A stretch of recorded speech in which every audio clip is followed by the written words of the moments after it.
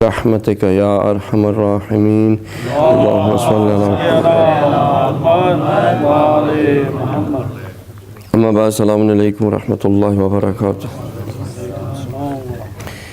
All praise and glory belongs to Allah, the creator of this universe, the one who has given us the permission to be able to submit ourselves in His obedience by choice. When you are deciding on which religion to choose, there is no compulsion. It says that, La ikraha fid deen. There is no compulsion that you can choose any religion that you like. You have the choice. There is no force. There is no, as you would say, that nobody is putting a gun to your head to accept a religion. If there is force involved in choosing a religion, that is not accepted, because that person did not choose that path on their own. When we look around all of the different religions that are out there, something of a question comes into our minds, is that Inna Deena Indallahi al-Islam, that the religion with Allah subhanahu wa ta'ala is only Islam. Then why is it that today in the monotheistic religions we have Judaism, we have Christianity, we have Islam? The religions, for example, like Sikhs, they also have belief in a higher power, which is one. Even the Hindus, although they have thousands and thousands of gods, but they say that they do believe in one higher power, or which is Almighty. So regardless of the religions that are known for monotheistic ideology, or they are known for multiple gods, but they all have this one belief that there is a higher power, only one. And Allah subhanahu wa ta'ala is saying that the only religion with me is Islam, and all of the 124,000 prophets that were brought on this earth, they all said the same thing. I'budullah wajtanibu at-taghut. Be in the servitude of Allah subhanahu wa ta'ala and stay away from everything that crosses the borders. Tagha is something that crosses the borders that are defined by Allah subhanahu wa ta'ala. So whenever a border is crossed that Allah subhanahu wa ta'ala has made, it is called tagha, and the one who does crosses it is called taghut. So Allah subhanahu wa ta'ala brought the prophets, they said the same thing, and each prophet told about the coming of the next prophet. Each prophet was a Muslim, and everyone that followed the prophet in the servitude of Allah subhanahu wa ta'ala and not crossing the borders that Allah subhanahu wa ta'ala had ordained was classified as a Muslim. But once the prophet is there, people will believe, and then from them, either in the life of the prophet or after he has passed away, people will start changing those border lines. They will start changing that teachings of the prophet to suit their own lowly desires, to suit their own world that they create inside. That might be based on takabbur, arrogance, that might be based on jealousy, that might be based on greed. And they started to change the shape of that religion that the Prophet had brought, and then you find that other religions spurred up. Hazrat Musa ﷺ was a Muslim. The people who followed Hazrat Musa ﷺ, the teachings that he had brought to that particular time, they were Muslims. After Hazrat Musa ﷺ had gone, he had said that after me, that particular prophet is going to come, and you need to follow the teachings of that prophet. And that continued till the last of the prophets, the best of the prophets, Khatimul Anbiya, the seal of prophethood, the best of prophets, Hazrat Muhammad sallallahu alayhi wa sallam.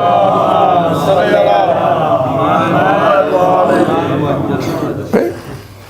So in reality, the social scientists, they say that, there were thousands of religions, and then it sort of funneled throughout time, and now we only have Judaism, Christianity, Islam, Hindus, and Sikhs, and so forth.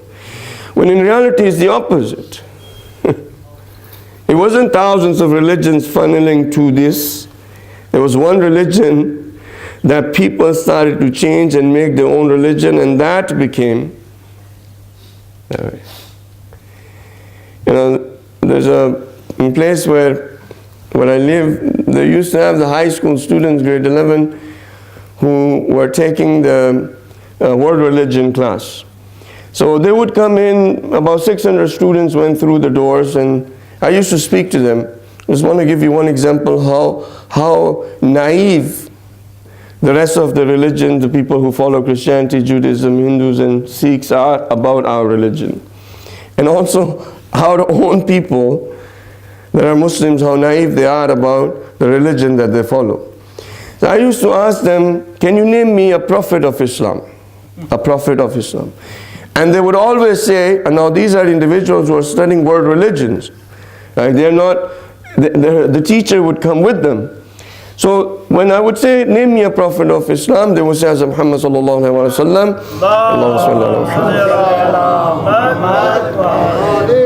And when I would tell them that he was the last prophet of Islam, right? When I would tell them that he was the last prophet of Islam, the first prophet of Islam was Hazrat Adam alayhi salatu. You could see it from their faces. It is as if like the whole world has turned upside down. They were like, no. I'm like, yes. And in between we have 124,000 prophets. Not one, not two, not three, not four, not 10, not 20, 124,000 prophets. And when I would say that Jesus Christ or Hazrat Isa alayhi salatu wasalam is also my prophet, they would be amazed. Like, really? I mean, yes. I said the only difference is that I classify him as a prophet. Right? And I would ask them, did the prophets pray? They said, yes, they prayed. Right? I said, the prophets prayed to whom? Who did the prophet pray to? And they said, God. I said, how would you think if I say like this? So, oh Hassan, you are my Lord. You are the kindest of the kind. You are the merciful of the mercy. Please, I beg you to do such and such for me. Right? And they would know my name is Hassan. Right? So I would say, what would you think of this? They said, well, this is not really prayer. This is not dua. This is not prayer. I said, if we just say that Hazrat Isa alayhi salatu wasalam was a prophet of God, he was not God. Because if you say that he was God, then who did he pray to? And if he prayed to himself, as I just did, if he prayed to himself, then it's not really called prayer. You would be saying to me, what is wrong with you? How can you be asking for praise from your own self? Right? So, like even for us, we forget that Hazrat Musa alayhi salatu wasalam is our Nabi. You know, and a lot of the time, sometimes these so-called speakers, they will come up and they will narrate stories that brings the stature and status of Anbiya lower. Anbiya alayhi salam have been given a status by Allah subhanahu wa ta'ala. Hazrat Musa alayhi salatu wasalam is dear to us. Hazrat Musa alayhi salatu wasalam is dear to us because he's our prophet. And when we say his name, we have to say alayhi salatu wasalam. You know, may the peace and blessings of Allah subhanahu wa ta'ala be upon him. Right? Hazrat Rasulullah sallallahu alaihi wasallam is the last prophet. But we have all of these prophets that are there, and their teachings are there, and those teachings are in the Holy Quran, and we have to be a believer in that. You know? And this our own people don't understand, so of course other people are not going to be able to understand. If the humanity understood that, just imagine, if humanity understood that, the Christians understood that, the Jews understood that, the Hindus understood, the Sikhs understood, they would come to you and say, you have the most comprehensive way of life, you have the most comprehensive religion, you have everything, we have parts. Our religion is only in parts, in chapters. You have the whole of the book. Right? Why would they not want to convert? Why would they not want to revert to Islam? They would. But it is our problem. We haven't delivered that message to them. And one of the reasons why we haven't delivered it, that we our own selves are so much involved in the negativities, in the fights and the quarrels and our own arrogance, that we haven't been able to do that for the rest of humanity. For my youths, I tell you, you need to become convinced, you need to become strong, you need to know your faith so that you can give this message to others. Inshallah. Because you know when the Imam comes, when you have prayer here, in the saf you might have a person with white skin, blue eyes, blonde hair. Okay? You might have a person with pale skin. Okay? You might have a person with black skin. The Imam of the time is not just the Imam of the time for me and you. He's not the Imam of the time for Pakistan, India, Afghanistan, Iraq, Iran. The Imam of the time is the Imam of the time of everyone that lives on the face of this earth.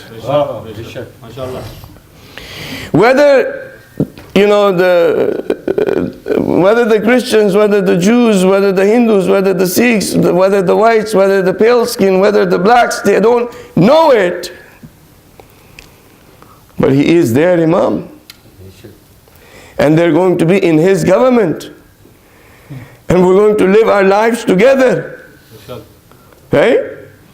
We have taken the concept of the Imam and just secluded him as if it's only, you know, only for the regions of India, Pakistan. It's not. When you look at the other person when they're walking on the street, don't just look at them that he is separate from us. Yeah, you have to start changing your way of thinking. Get out, you know, expand your way of thinking. We have been given the task to deliver this message and to prepare and to give this message to every single human being. Right? That John Smith or Sukhwinder or Parvinder or whatever the person's name is, whatever their color of skin, whatever their ethnicity, they are living in the time of our Imam, of their Imam. Yes, sir. And to be honest, they're all waiting for him. They're all waiting for him. If you look at Gita, the books that the Hindus have, they have a description of someone who's going to come when the world is going to be filled with darkness and oppression. And when you look at that description, it seems if you were to remove the word Gita, and you were to say, just read it, it sounds as if this is one of our traditions about the Imam of the time. Why? Because that religion started somewhere where there was a prophet of Islam that taught the teachings, and it was the people that destroyed and changed that religion. Because Allah subhanahu wa ta'ala only sent one religion. There is only one God. And all of the prophets, they did tell the individuals, after me, he is coming. It is those people who disobeyed them. When the Prophet of Islam came, Hazrat Isa had already mentioned he's coming. Just to tell you a little bit about the Hindus, the Greeks, they were, how people would go and conquer, and they got to River Indus, and they found these people living near River Indus, and they called them Hindus. Okay, which later we made them into Hindus. So they started off saying Hindus, people who live around there. And the people that they found there, they used to have teachings. Only parts, okay? Like just booklets. They had scrolls, you can say. And in those scrolls it said that you need to build a community. The teachings were that you need to build a community. You need to build this community for the higher power, not for your own lowly desires. You need to come together as one for the sake of the higher power. So therefore, when your goal is going to be in servitude of the higher power, whichever role in the community you're going to take, you're going to do it to your utmost ability and sincerity. Right? So in that community, if somebody became a teacher, they would do it qurbatan ilallah. They'll do it for the sake of that higher power. If somebody became a police officer, they would do it qurbatan ilallah. They'll do it for the higher power. If somebody became a janitor, they would do it qurbatan ilallah, for the sake of the higher power. Throughout time, what happened? These teachings were changed by the people. Instead of this remaining as building the community, they changed it into a class system. So because teaching is a noble profession, now that became a class, even if in that there were no teachers. So they said they are the higher ones, right? The ones that were responsible for taking, keeping the peace, the police officers, they became a class, right? The ones who were there as janitors, that became a class, and that became the lowest one. With me? If you were to look at any religion, you will find that the values and the teachings that we have in the Holy Quran, the teachings that we have from Imam Masum and the Holy Prophet, you find the reflection of that. What do we need to do to unite all of them? We need to let them know that this path that you are following is part of that one part of the river. But that river did not just stop. Oh, very good. That river continued, right? So when you start, as I told you yesterday, you need to start learning. You need to get that first step of knowledge, right?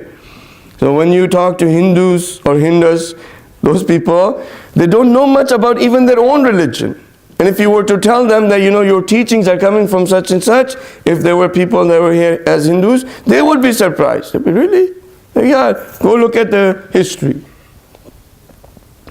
So, only one religion came, but now this religion has many different faces, even among our own selves.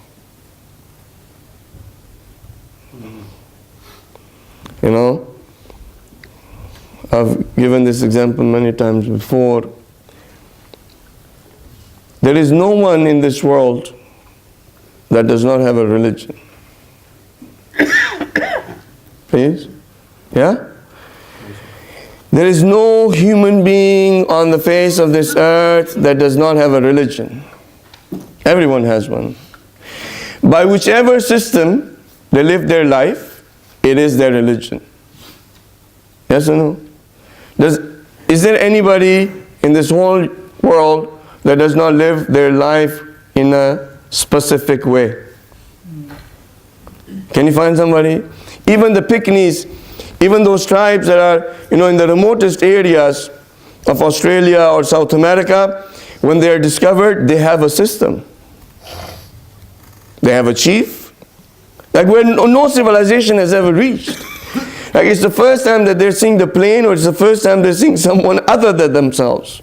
You go there, there's a system, there's a chief, there's a way for hunting, there's a way for collecting, there's a way for distribution, there's a way where, people are responsible for certain responsibilities, where they're going to, do such and such tasks as a community. They have a system. And they have ideology. They have some sort of belief. They will either, have the belief that this particular tree happens to be my God, or this particular animal happens to be something sacred, or whatever the rituals happen to be. But they have a belief. I'm giving you an example of someone who's really completely remotely away from all civilizations. So whatever your way of life is, and whatever your ideology is, you have a religion. With me so far? If you were to take the definition of religion that way. That way, even an atheist has a religion. Right? I mentioned to you, when you say, the atheist says that there is no God, say, okay, give me the proof. Give me the proof there is no God. And I say, well, there is no conclusive proof that there is no God. So, okay, if there's no conclusive proof that there is no God, then what is this? Say, I believe that there is no God. So I'm saying, okay, you have a religion. Just like as you said to me, prove that there is a God. And I said to you, yes, there are proofs, but you don't accept. But then you say, oh, you just believe that there is a God. Well, what is the difference between me and you? You live a life according to a specific system. I live a life according to a specific system. You have certain beliefs. I have certain beliefs. So you have a religion and I have a religion. There is no one out there that does not have a religion. But for us, we've made it into a buffet. Our religion has become a buffet, meaning different flavors. You know, there's all this things of religion in front of us, and here comes a person with the platter. Okay, all right. I like namaz, so I'll pick that. I don't really like hijab. So let it go. Comes along. You know, I like, for example, fasting, but I don't really like this tawalla thing, so let it go. You know, I like, for example, you know, yeah, I like tabarra, for example, but I don't like, for example, amar bil ma'ruf wa nahy munkar. Let's see. So now they have a platter. They say, this is Islam. No. This is not the religion of the Holy Prophet. This is your religion. You made it up. It is your religion. This is not the religion that Allah subhanahu wa ta'ala brought. This is not the religion of the Holy Prophet. You've made it. So now we have, you know, as many people as we have in the community, that many religions we have in that community. And they're all saying that we are Muslims. And the proof of it is, if we were all Muslims and we all had the same religion as of that which was brought by the Holy Prophet and the 124,000 prophets, we will have no differences. We would have no differences. If you were to collect 124,000 prophets and you were to put them in a room, guess what? They have no differences. Why don't they have any differences? Because they're following Allah. One God. They're following the same religion that Allah subhanahu wa ta'ala brought through them. They're submitting to one God. Okay? So now, you have to do a checkup of what religion is yours. Like I'll give you a tradition. Like in this world, you know, if you have said, Ashhadu an la ilaha illallah, Ashhadu anna Muhammadan Rasulullah, you are a Muslim, you are given a certain amount of respect. Like for example, if you say to me that this particular meat is halal, you will say, okay, you know, I'll accept it because you're a Muslim. You don't have to go and investigate. Bichara, this is the only respect he has, and of certain other things, and we're even taking that away from him. As a Muslim, you can do transactions with that person, you can give your daughter to that person, right? There's certain respects that Allah subhanahu wa ta'ala has given just because somebody is born in a Muslim family or said, Ashhadu an la ilaha illallah, or Ashhadu anna Muhammadan Rasulullah. Right. The person who does not go for Hajj, and Hajj was an obligation on them, when that person dies, the angels, they come and they say, do you wish to die as a Christian or a Jew? And the person would say, no, I was a Muslim during my life, I want to die as a Muslim. They'll say, no, you have a choice now, either Jew or a Christian. You cannot die as a Muslim. You do not qualify to die as a Muslim. With me? A Muslim is who? Who is a Muslim? Chalo. And now we have to, even like, because like, as I said to you, the beginning part is knowledge, and a lot of things that we end up using, we never really think about it, so maybe. Okay? Okay, someone who obeys all the wajibat. What about so he obeys the wajibat and does the muharramat? Is that okay? No. Okay, who's a Muslim then? The one who submits. Submits to what? Submits to the way of Allah's requirements. To the requirements of Allah subhanahu wa ta'ala. This is the closest. Someone who submits to the will of Allah subhanahu wa ta'ala. Whatever that will is. If the will of Allah subhanahu wa ta'ala is sit down, okay? Sit down, don't move. Alright. Like when you go for Hajj, when you were sitting there, it's like, okay, what am I supposed to do here? Just sit down. Just sit down. Do I read something? No, just sit down. Okay? So, okay, run. Go there, run. What am I supposed to do? What do you mean? Like, do I read something? Do I? No, run. Go there, come back. Go in circles. Circles, just. Do I do anything? No, just walk. Yeah. Just walk. Okay, now you have to shave your head. Okay. See, this is worship. This is worship. Why? Because I'm teaching you. You don't put anything of your own thought.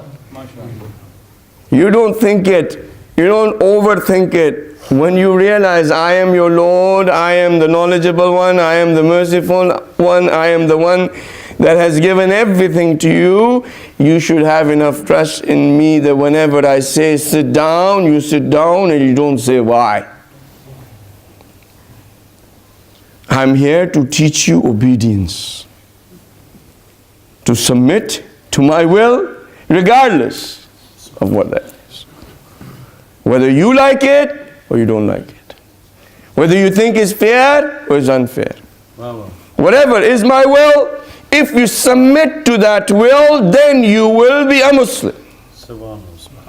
If you will change it to your own desires and understanding, then you are changing the face of this religion, and then you will have no maybe difference between a Christian or a Jew. Because they were the ones who decided to change their religion according to their own lowly desires. Their forefathers were Muslims. They changed it. Their rabbis and their priests decided that because of their own selfish reasons that they wanted to get rich and manipulate individuals, they changed the religion and even put those things in there. They're completely illogical, but people accept it. They would come up to them and say, listen, I will give you a receipt of the plot of heaven. Give me some money. When you get there, all you have to do is show this receipt and you will be there. And they go, okay. I mean, I want real estate. It's good. They'll come and they will give the money, they will sign them a receipt, and then, who's there going to ask, Abhi, where is my plot? Does paper stay that long? At that time there was no even paper, like they were probably skinned. Nobody even thought that what they're doing to them. It's just like that in our own way. What do we say? Okay, I'm going to explain that to you. I don't know if I've explained that to you before, but it came to my mind because it's very close to this example. Our people will come up and say, Nara maar to Jannat paar. That's right. Right? Have you heard of that before? Yeah? So basically what they're saying, say Nara maar, yani say Nara Hadri, and then say Ya Ali, and you will cross heaven. Meaning you will go that high that you will be crossing over heaven. Okay, once you cross heaven, where do you land? Heaven. Yeah.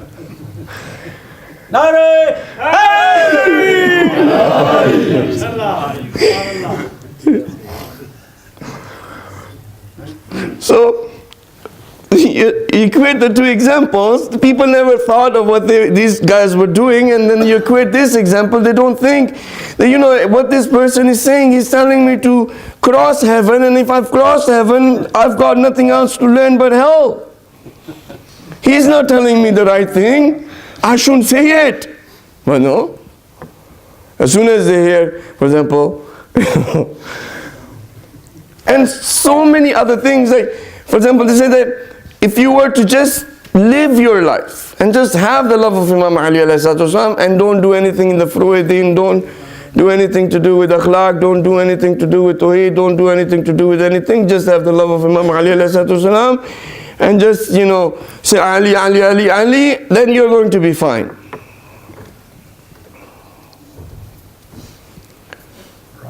Yes, the name of Imam Ali ﷺ is being manipulated to manipulate the love that people have associated with this name. And we get deceived all the time.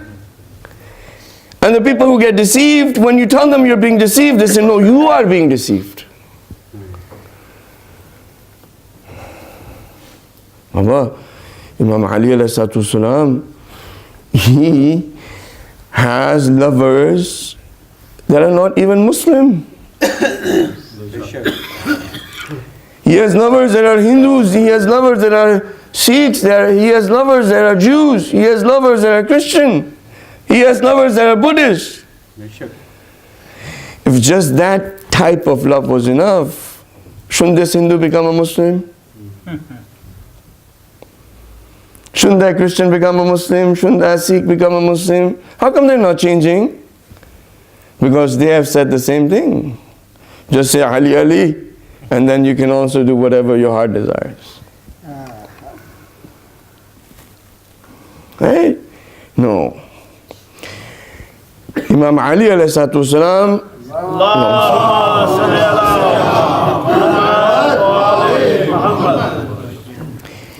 you know, we get the traditions and we read the Fazail of Imam Ali ﷺ just a little bit, you know, to tell you. And when it comes to me, they say, oh, you don't really read too many Fazail of Imam Ali. You know the Fazail of Imam Ali ﷺ, let's not limit them to just 3 or 4 things, you know. If I talk about knowledge, guess whose fazilah this is? Huh? Whose fazilah is that? Imam Ali's. Ana Madinatul Ilm wa Aliyun Babuha. I'm the knowledge, I'm the city of knowledge, and Imam Ali is the door of knowledge. Anyone who wishes to enter into this city has to enter through this door. Yes. If I talk about sabr, whose fazilat is that? If I talk about truths, whose fazilat is that? If I talk about worship, whose fazilat is that? If I talk about standing against oppression and help the oppressed, whose fazilat is that? When you understand that these are all the fazail, these are all of the, this is all the talk about the greatness of theirs. Humanity will realize if there was a person whose knowledge was sublime, who was given this by the Holy Prophet, through his Prophet, into the heart of Imam Ali ﷺ, they will know that there cannot be anyone more knowledgeable than Imam Ali. Yeah? So when we talk about Imam Ali ﷺ, it's not just a history, we need to talk about this too, so that people can get inspired and become knowledgeable. People can get inspired and be, you know, patient and so forth. So Imam Ali ﷺ lived a life in which he made sure that the Prophet, the religion that he brought, was implemented. Was? Implemented. Rasulullah sallallahu alaihi wasallam was given.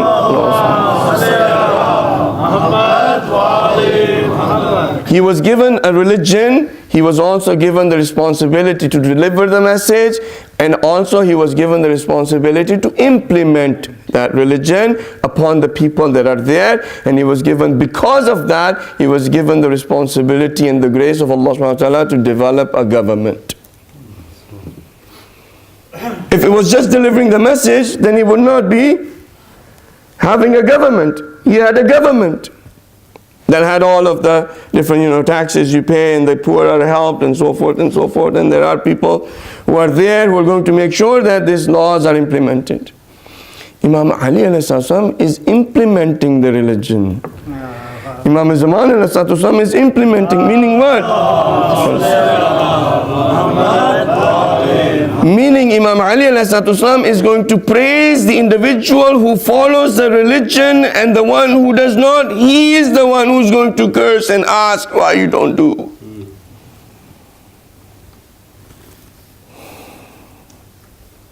We have the tradition which says that Imam Ali is the divider of heaven and hell. We do, yes. Yes. And he will divide heaven and hell by the permission of Allah subhanahu wa ta'ala. And how is he going to be dividing heaven and hell? Unfairly? Is he going to divide heaven and hell unfairly? No. His God is just. He is the successor and the representative of his prophet. He will not divide heaven and hell unjustly. Because if he does, he is not my Imam. No justice. My Imam is just. Yes. He does not do anything other than justice. His enemies realized that the reason why Ali was martyred is because of his justice. His enemy has said that. It is said and it is narrated in the history for everyone to see. Think he's going to divide heaven and hell like we do? Oh, mere khandan da banda aande ho inu.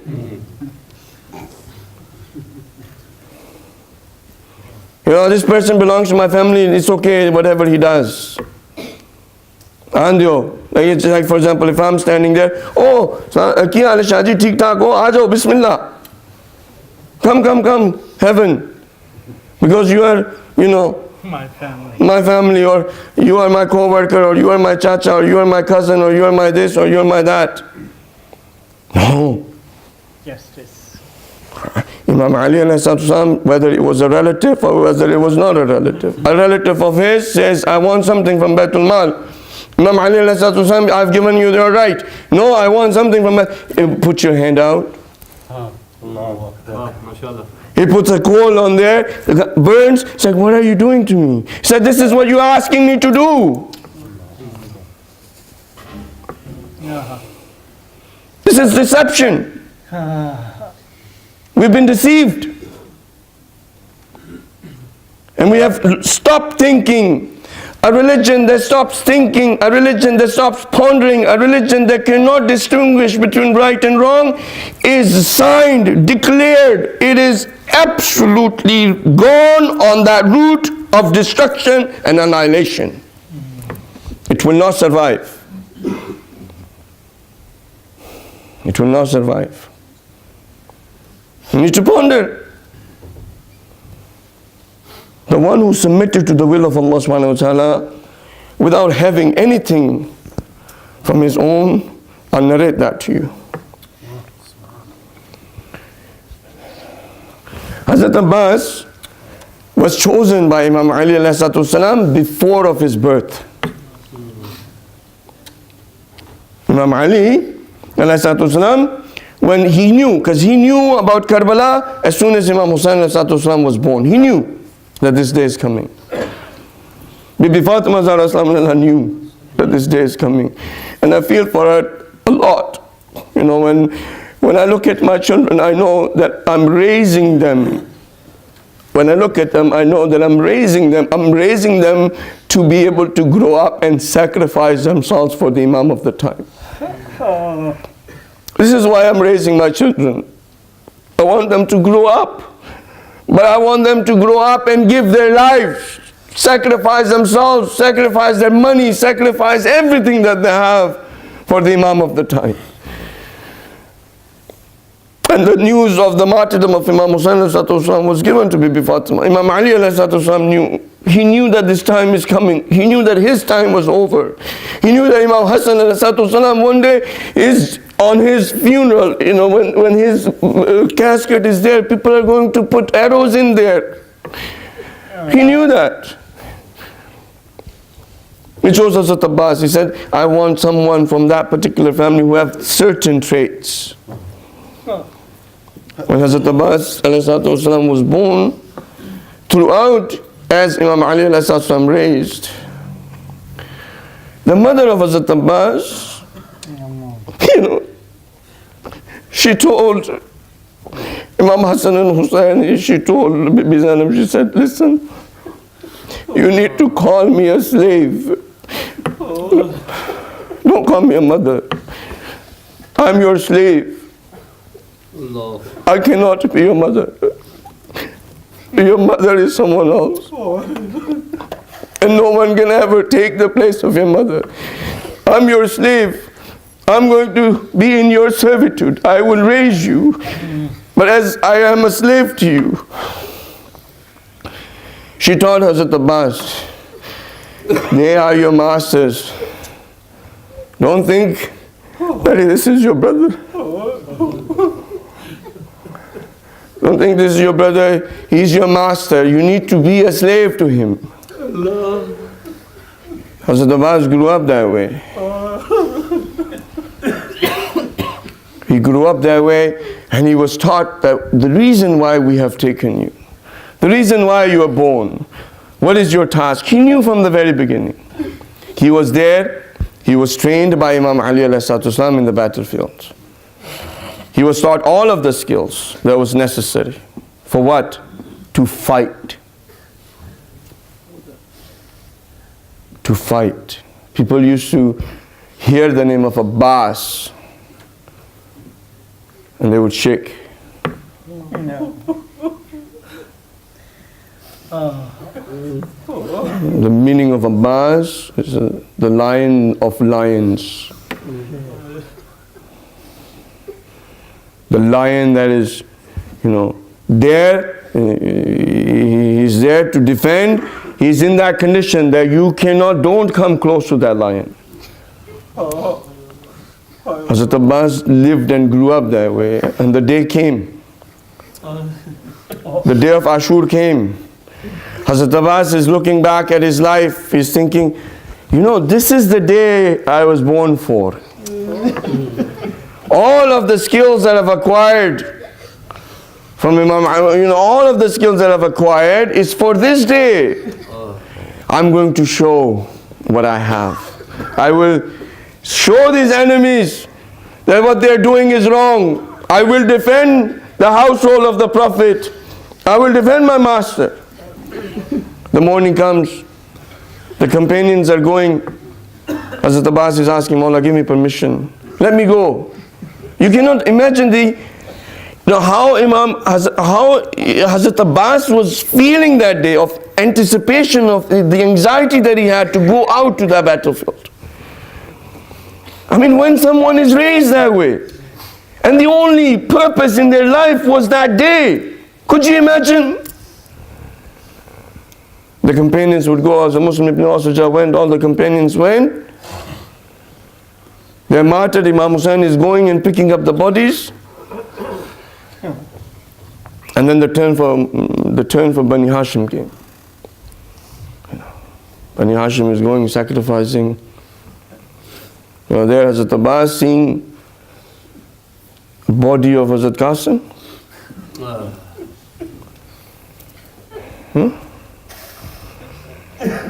Could you imagine what was going in his heart? I was there.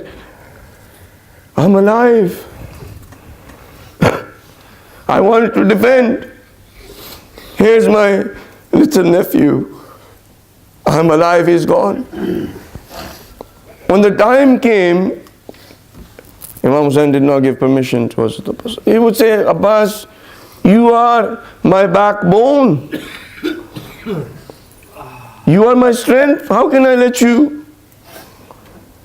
Hazrat Abbas is wanting, and the little children, there's the third day without water, they're saying, Al-Atash, Al-Atash, they're crying, they're looking for water. Maybe Sakina is looking for water. Among the children, Bibi Sakina was known that Hazrat Abbas loves her the most. That the most love Hazrat Abbas has is for Bibi Sakina. Bibi Sakina was told, the children were thirsty. They said, you know, go tell your uncle, we need some water. You know, Hazrat Sakina comes, Hazrat Abbas says, you know, uncle, we're very thirsty. We're very thirsty, we need some water. The children are very thirsty. Hazrat Abbas takes the mashkiza of Bibi Sakina, the little pouch of, you know, leather that people used to collect water in. He takes it to Imam Hussain and says, Mawla, look, if you're not going to give me permission to go and fight, can I ask you something else? Can I ask you to just go and get water for these children? Let me go do that. Imam Hussain looked at the children. Their faces had become pale. Their lips were broken. They were white. Their tongues had blisters. Their tongues had blisters. Imam Hussain looked at the children and said, okay, Abbas, you can go. But Abbas, just know that when you go, you can only defend yourself. You take the spear, it is a symbol of defending yourself. Do not, if you took the sword, people will say Hussein was there to fight. I'm not here to fight. Hazrat Abbas ﷺ started, went to Euphrates, he got to the river. Amazing part of it, he has water now. He had the water now, he's looking at the water, looking at the camp, he's saying, if my master does not have water,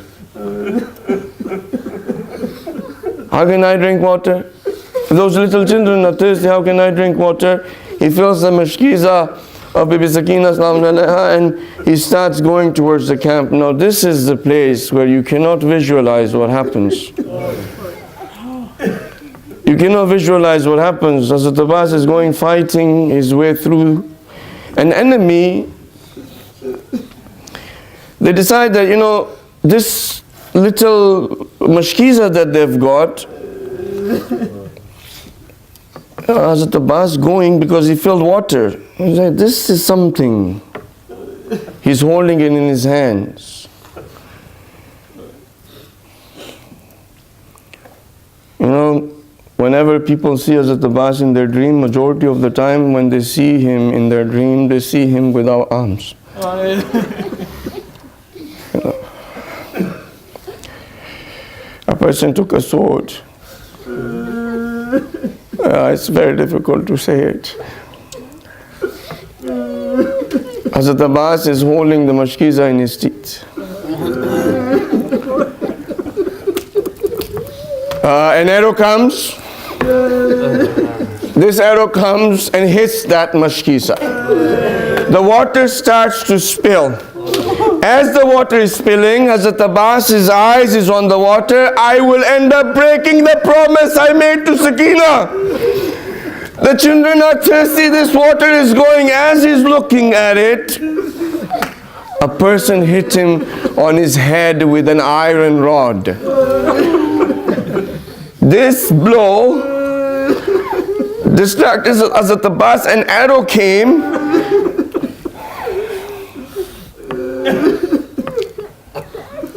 Hazrat Abbas's eye is bleeding. All of this made Hazrat Abbas fall. You know, when you have arms and you fall from a place, you know what you do to protect your face? You use your arms to protect your face. Could you imagine Hazrat Abbas and he was falling on the ground? He says, Assalamu alaikum ya Aba Abdullah. Now this time when Imam Hussain used to go to pick up the bodies of the companions, he used to run. But they say that Hussain could not run. Hussein's back, this is the enemies is saying, that back of Hussain was bent as if it is broken. And Hussain was slowly going towards the body of Hazrat Abbas. When he gets to the body of Hazrat Abbas is having his last breaths. He's having his last breaths. Imam Hussain ﷺ says, "Oh Abbas, all your life, you called me your master. This is the last of time. You are going. I would like to hear from you once that you call me a brother."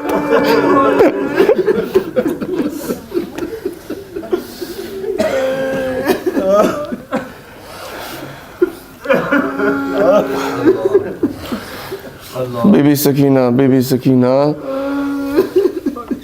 please, for the sake of your uncle, who you love,